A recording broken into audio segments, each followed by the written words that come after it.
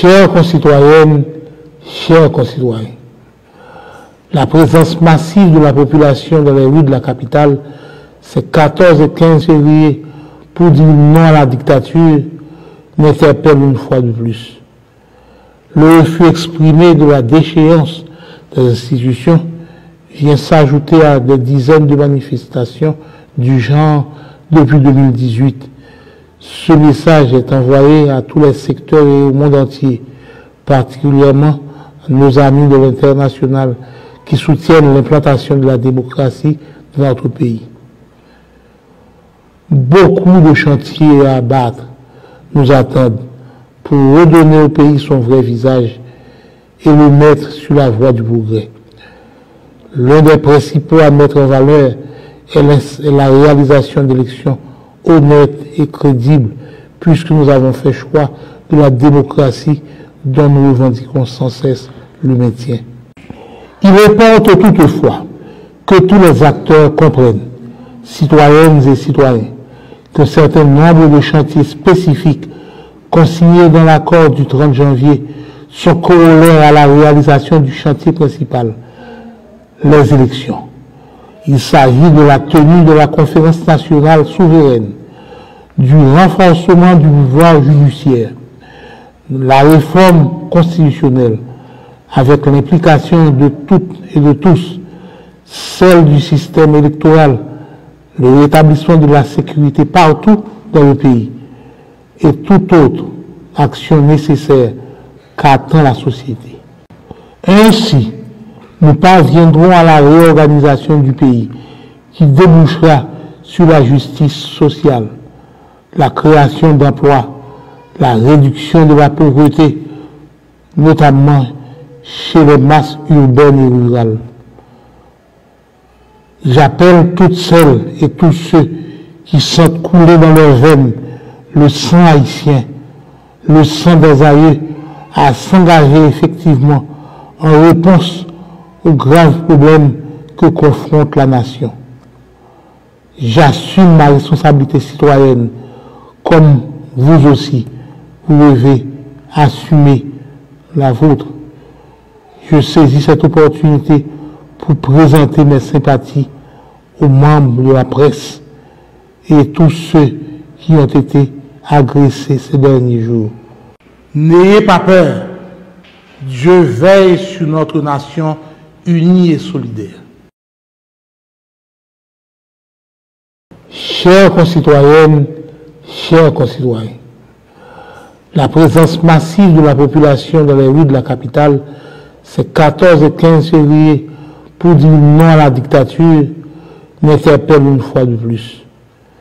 Le refus exprimé de la déchéance des institutions vient s'ajouter à des dizaines de manifestations du genre depuis 2018.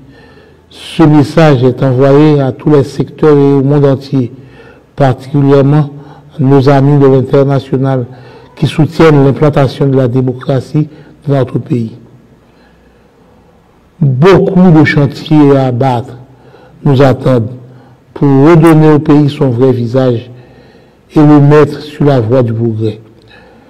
L'un des principaux à mettre en valeur est la réalisation d'élections honnêtes et crédibles, puisque nous avons fait choix de la démocratie dont nous revendiquons sans cesse le maintien. Il importe toutefois que tous les acteurs comprennent, citoyennes et citoyens, qu'un certain nombre de chantiers spécifiques consignés dans l'accord du 30 janvier sont corollaires à la réalisation du chantier principal, les élections. Il s'agit de la tenue de la conférence nationale souveraine, du renforcement du pouvoir judiciaire, la réforme constitutionnelle, avec l'implication de toutes et de tous, celle du système électoral, le rétablissement de la sécurité partout dans le pays et toute autre action nécessaire qu'attend la société. Ainsi, nous parviendrons à la réorganisation du pays qui débouchera sur la justice sociale, la création d'emplois, la réduction de la pauvreté, notamment chez les masses urbaines et rurales. J'appelle toutes celles et tous ceux qui sentent couler dans leurs veines le sang haïtien, le sang des aïeux, à s'engager effectivement en réponse aux graves problèmes que confronte la nation. J'assume ma responsabilité citoyenne, comme vous aussi, vous devez assumer la vôtre. Je saisis cette opportunité pour présenter mes sympathies aux membres de la presse et tous ceux qui ont été agressés ces derniers jours. N'ayez pas peur. Dieu veille sur notre nation unie et solidaire. Maintenant, on connaît un peu le monde dans les nouvel président. Le président désigné, Joseph Mécène Jean-Luc, supporte très bien. Le président désigné supporte très bien. Et hier soir, le président désigné, il a gagné un entretien très constructif avec les officiels de la communauté internationale. C'est un échange.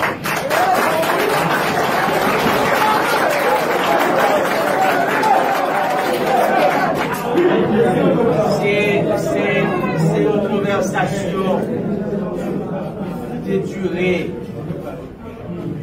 plus d'une heure, entre 9h30 du soir et presque arrivé dans 10h30. Et il répétait encore la conversation de gagné avec ces officiels de la communauté internationale, sa décision, son engagement de servir ce pays, notre pays, à titre de président provisoire. Et il dit la conduite de transition selon la feuille de route paraphée par les différentes forces de l'opposition et de la société civile. Alors, c'est un président qui fonctionne, c'est un président désigné qui commence déjà à assumer ses responsabilités, même s'il peut installer dans le palais national pour capable de remplir fonction de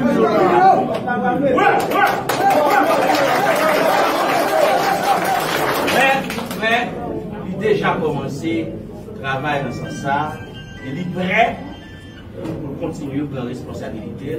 Il demandait pour me saluer le pays ici en Bouli, pour me dire à la population garantie qu'il ira jusqu'au bout dans cette bataille et que ce choix qu'il a fait, c'est un choix patriotique.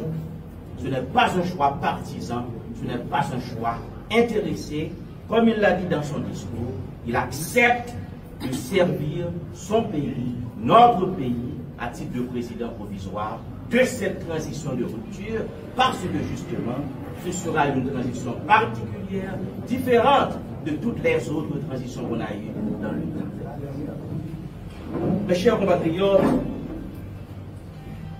le pays nous a traversé une situation exceptionnellement difficile. 7 février 1986, après 29 ans de combat, le vaillant peuple haïtien de renverser la dictature des Duvalier. Ça fait 35 ans. Ça fait 35 ans et quelques jours. Et depuis le ça, c'est pour la première fois dans notre histoire, on se retrouve face à un président dont le mandat est arrivé à terme et qui refuse de quitter le pouvoir.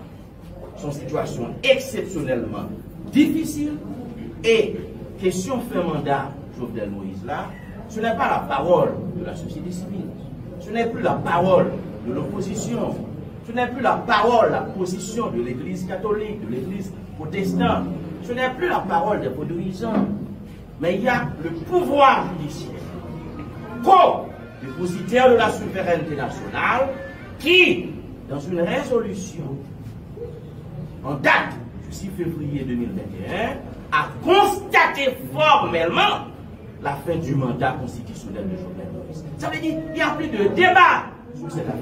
Il n'y a plus de discussion sur cette affaire. Ce n'est plus une question d'argumentation pour ou contre. C'est une question définitivement tranchée par le pouvoir judiciaire, co-dépositaire de la souveraineté nationale. Je dis, tout l'autre pouvoir est censé dans une situation difficile. Le pouvoir exécutif est illégal, avec un Premier ministre qui n'avait pas reçu la bénédiction du Parlement, avec un président dont le mandat est arrivé à terme. Le pouvoir législatif de son côté est dysfonctionnel, il n'y a pas de chambre des députés, il y a seulement 10 sénateurs. Le pouvoir législatif est dysfonctionnel. Le seul pouvoir qui existe aujourd'hui et qui fonctionne en toute régularité, c'est le pouvoir judiciaire, co-dépositaire de la souveraineté nationale. Et c'est ce pouvoir qui, au nom de la Constitution, a constaté la fin du mandat constitutionnel de Jovenel Moïse. Pourquoi est-ce qu'on me dit non?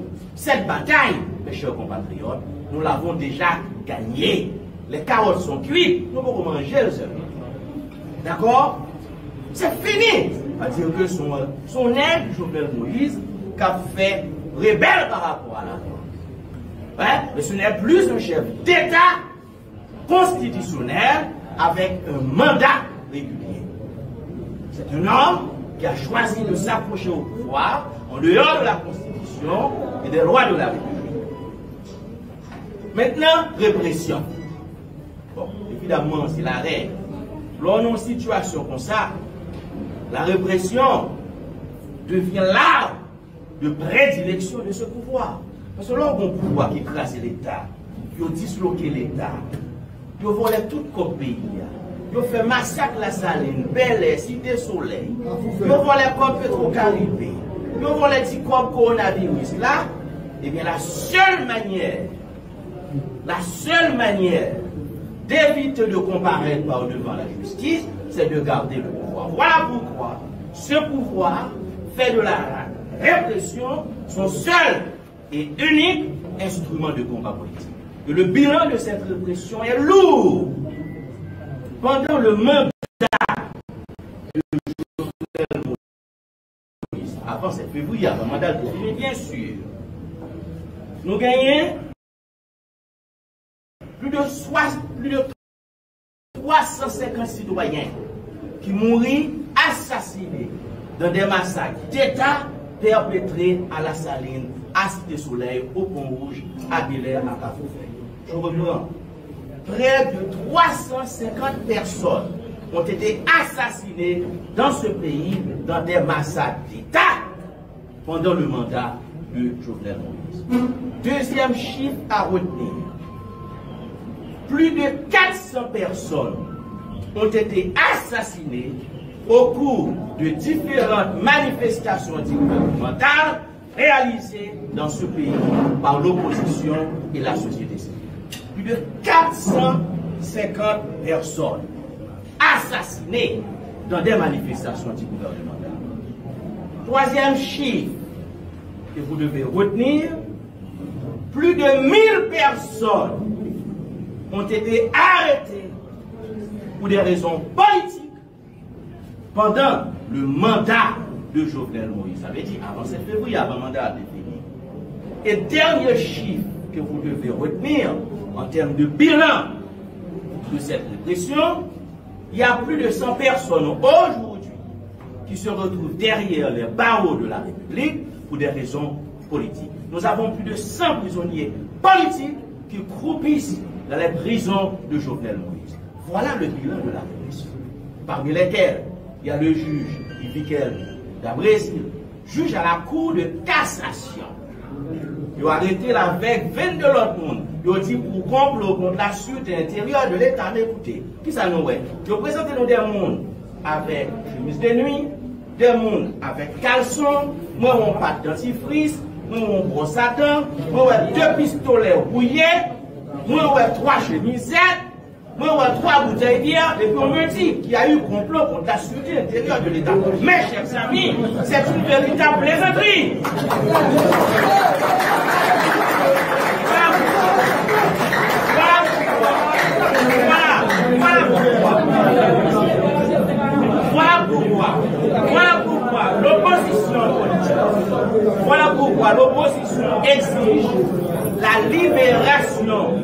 le juge Miguel Gabriel la libération de tous les prisonniers politiques.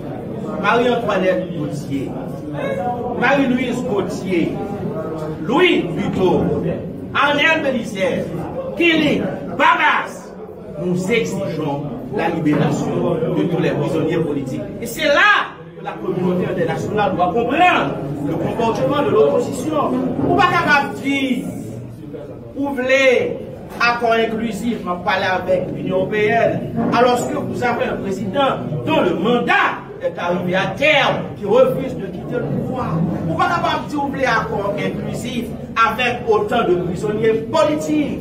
Ce n'est pas possible. Voilà pourquoi nous le redisons. La seule solution, étant donné que nous sommes une opposition républicaine, la seule solution, c'est la mobilisation. C'est la mobilisation pour faire respecter la Constitution. C'est la mobilisation pour pouvoir installer le plus vite possible le juge Joseph Mécène Jean-Louis, que nous avons choisi pour diriger cette transition. C'est la mobilisation pour casser ce système d'exclusion mis en place dans ce pays depuis le 17 octobre 1806, date de l'assassinat de la Breuve. Il faut casser ce système d'exclusion. Ça. Pendant la population n'a pas d'école, pas de route, pas d'hôpital, mandat Jovenel Moïse fini, 8 février, ils vont arrêter le présidentiel, et puis on est 18 millions de dollars américains pour faire ça. On a fini, on a fini, il n'est pas président encore, il n'est pas président encore, il n'y a pas de route, il n'y a pas d'école, il n'y a pas d'hôpital, il n'y a pas de rien. Ceux qui ont arrêté le présidentiel, et il va à peine, ça je l'assume, c'est moi qui l'assume, il va à peine 18 millions de dollars américains pour le faire zone franche. Mais définitivement, et les pauvres nègres dont les pères sont en Afrique, ils n'auront rien définitivement dans ce pays.